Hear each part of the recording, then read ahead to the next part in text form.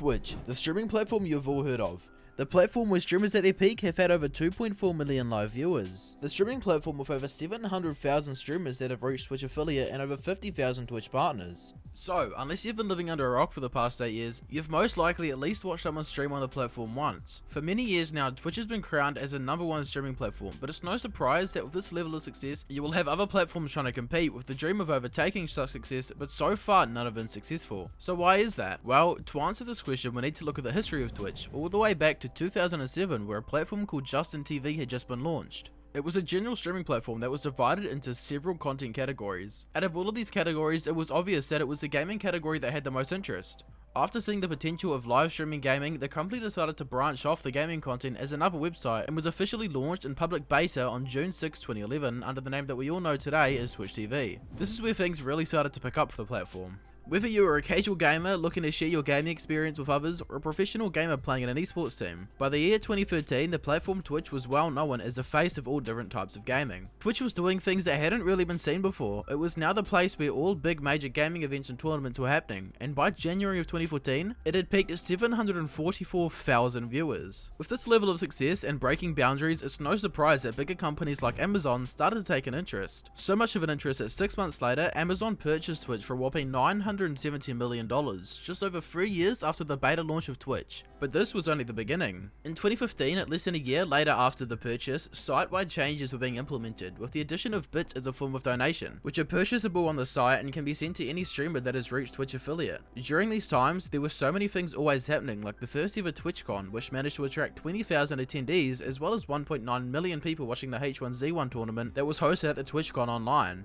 To say that 2015 was a good year for Twitch would be an understatement. As well as the TwitchCon, we saw some of the biggest esports tournaments at the time, like the ESL 1 Counter-Strike tournament that peaked at 1.3 million concurrent viewers and 27 million viewers on Twitch overall, logging 34 million hours of watch time just for this one event. On top of all this, in 2015, Twitch managed to partner with many different organizations and were able to raise over $17 million for 55 different charities. All of this contributed to helping Twitch on its rise to the top, bringing more and more traction to the platform and more people intrigued into the world of online streaming. After such an extremely successful year, it didn't take long for other platforms to catch on, with YouTube in 2015 releasing their own version of a gaming-based streaming edition called YouTube Gaming in an attempt to directly compete with Twitch, which led some people to have worries about what this would mean for the future of Twitch, as around this time, YouTube was one of the biggest platforms for content creation and videos. Despite this, Twitch still remained the home of all gaming and esports tournaments, as the biggest streamers communities at the time were loyal viewers by then, and without the streamers moving to other platforms, there was no need for them to move either. At this point, after 2015 was such a successful year for Twitch, people were ambitious about what could be next, but no way could anyone predict the absolute madness that was about to follow, and what's to follow can be explained with one word: Fortnite. Fortnite is responsible for breaking an insane amount of records, as well as pretty much giving birth to some of the biggest streamers today. Tim the Tatman, Dr. Lupo, Tfue, CypherPK, and most importantly Ninja are just a few that managed to key in on this golden opportunity to make an insane amount of money, as well as gaining millions of followers and viewers. Fortnite made Twitch a complete mainstream platform that pretty much everyone knew about, with Ninja having streams featuring people like Drake, who is a very well-known household name at this point. This stream alone broke the record for the amount of concurrent viewers to ever watch an individual stream, with 600,000 people watching at once, or even streaming and even participating in tournaments with Marshmallow, which, I mean, come on, everyone knows Marshmallow. What I'm trying to get at is that Fortnite did unthinkable things for Twitch and could definitely be one of the key reasons as to why the platform has stayed undefeated all these years. But I think another underrated factor that helped Twitch with its success is something called Twitch Prime. Twitch Prime was something that if you had Amazon Prime and you linked your Twitch and Amazon accounts, you had access to things like a free subscription that you could use on any of your favorite streamers, giving them money, as well as Twitch Prime giving you the opportunity to earn in-game exclusive cosmetics, like in the case of Fortnite, giving you a few different drops of skins only available for a short period of time, making these items sought after and quite desirable.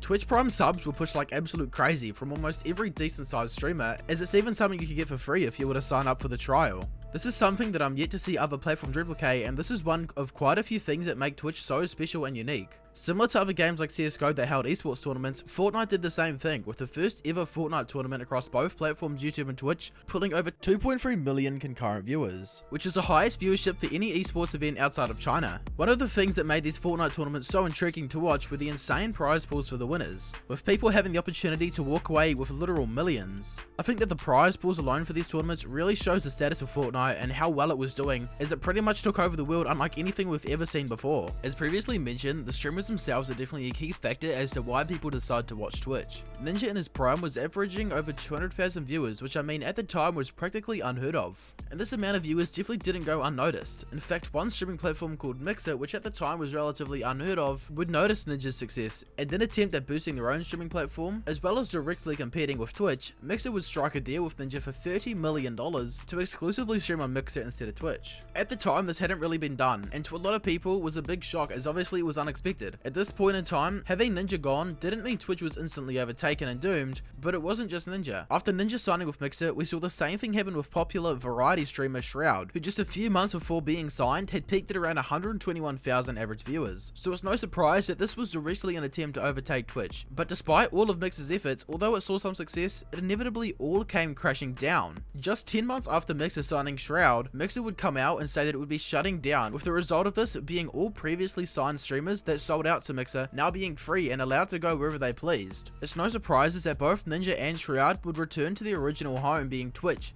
Although, at the end of the day, Mixer was unsuccessful, and it's pretty clear to see why. The main attraction to Mixer were the streamers that were on it, and they paid an insane amount of money for those streamers. And with limited traffic to the website, we can only assume that keeping the platform running wasn't a smart financial decision, resulting in the closure of Mixer. On the other hand, Twitch has many reasons people watch it, and they don't really need to pay these streamers to stream, as it just happens naturally. All in all, even with many attempts at poaching some of the biggest streamers from multiple platforms, it all ended up being unsuccessful, and at the end of the day, when the choice was theirs, they all returned to Twitch, the undefeated #1 streaming platform.